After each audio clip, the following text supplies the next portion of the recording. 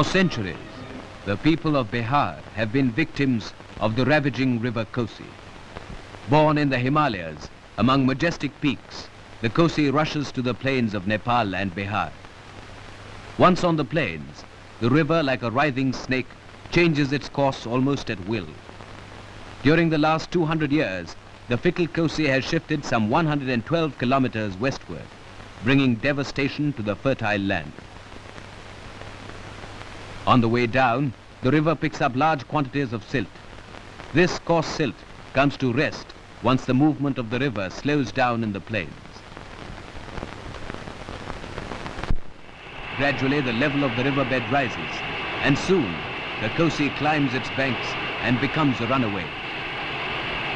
Its spreading waters wipe all traces of human endeavor from the countryside. Eating into the very body of the land, the water enters villages and homes.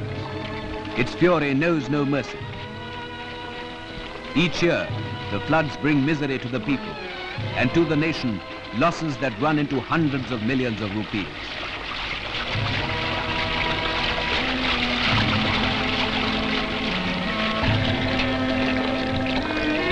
Communications are disrupted, crops are washed away. The land, coated with coarse silt, is rendered dry and arid for generations. Soon after independence, the government of India decided to tame the river. In 1953, after 6 years of investigation by the Central Water and Power Commission, a scheme was approved. The Indo-Nepalese Coordination Committee was formed. The actual supervision of the Kosi project was to be done by the Kosi Control Board, made up of representatives of the state and central governments. The Kosi River Valley project consists of 4 stages. The first is the construction of earthen embankments to hold the river on one course. The second is a protective measure and involves the construction of a barrage on the Indo-Nepal border near Bhimnagar. The third step is the digging of canals in Nepal and North Bihar on both sides of the river Kosi. After this, a hydroelectric power station with a generating capacity of 12,000 kilowatts will be set up. On the 14th of January 1955, work started at the site. Volunteers formed the bulk of the labor force. Some of them were members of state assemblies and members of parliament. Others came from the Bharat Sevak Samaj and cooperative societies.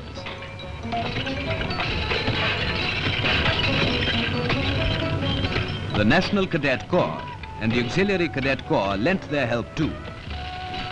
It was the first time so many social workers helped in a project like this. About 243 kilometers of embankments were completed, thus confining the Kosi to a breadth varying from about 4.8 to 16 kilometers.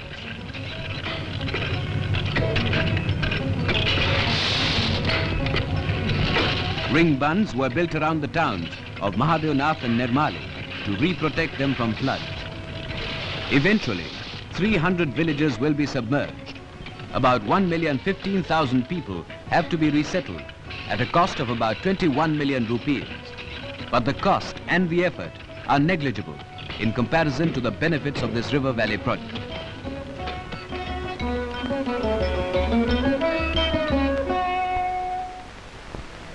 Beginning high up in the mountains, at about 5,490 meters, the Kosi is fed by melting glaciers and heavy rainfall. Draining an area of about 62,160 square kilometers, the Kosi is joined at Triveni by its 2 tributaries, Arun and Tamil.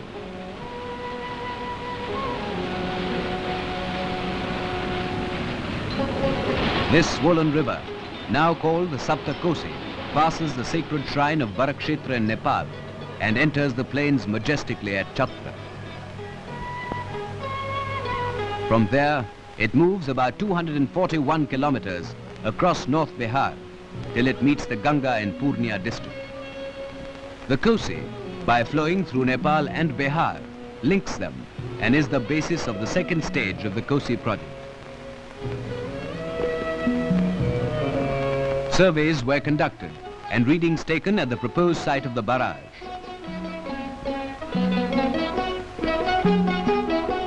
On the 30th of April 1959, the second stage began. His Majesty, the King of Nepal, laid the foundation for the barrage.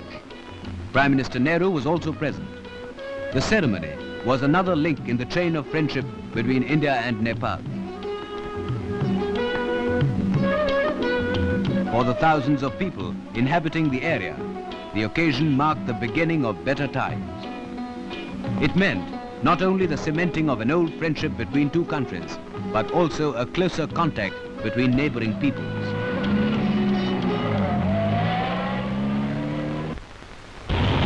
From the initial blasting of rock right through the numerous phases of the project, they are now working together for a common end. Thus, it has been not merely an opportunity for men to learn about machines, but men to learn about men. During the peak season of the construction, about 1,020,000 workers were employed at the barrage site. They came not only from Bihar, but from the corners of India and Nepal as well.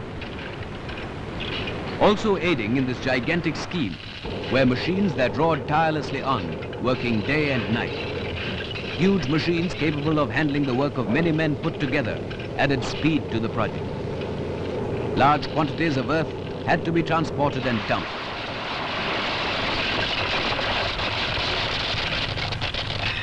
Some of those who had never been out of this hilly region learnt more than they had known before. And along with their knowledge, their standards of living rose too, for the construction of the barrage meant many new jobs. Steadily and with care, the plans were put into practice. Slowly but surely, progress has been made. A solid structure of reinforced concrete has arisen, a structure strong enough to withstand the ferocity of the river coast.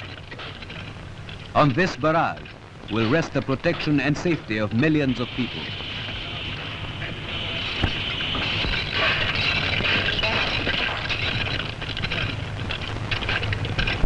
When completed in 1963, it will be capable of diverting water for irrigating more than 11,040,450 hectares of land.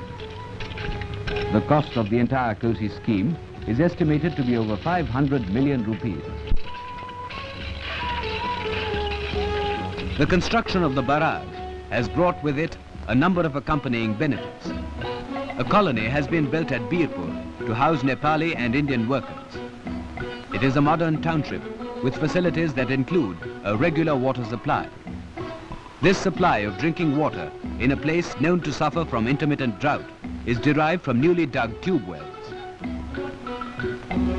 Hospitals too have been established. These are equipped and staffed by experienced doctors and nurses. There are schools, libraries and recreation centers for the residents of the area. There are playgrounds too, which provide space for healthy exercise for children as well as grown-ups. The third step, which consists of digging canals, is now well underway. In Bihar, these canals, including Chatra, will irrigate about 11,040,445 hectares of land in the northern districts of Bihar. The crop yield here will total to a value of 23.5 million rupees. Of all these benefits, the people of Nepal and India are well aware. They know too that with the setting up of the hydroelectric power station, the change will be radical. A wild, capricious river will have been tamed. Soon, the days when floods caked their fields with silt will be a memory in the past. The present gives but an inkling of a brighter future. The harvest will increase, the land will grow more fertile, and the river will be a herald of plenty. These bounties are but a fraction of the benefits they will reap when the entire Kosi River Valley project is complete.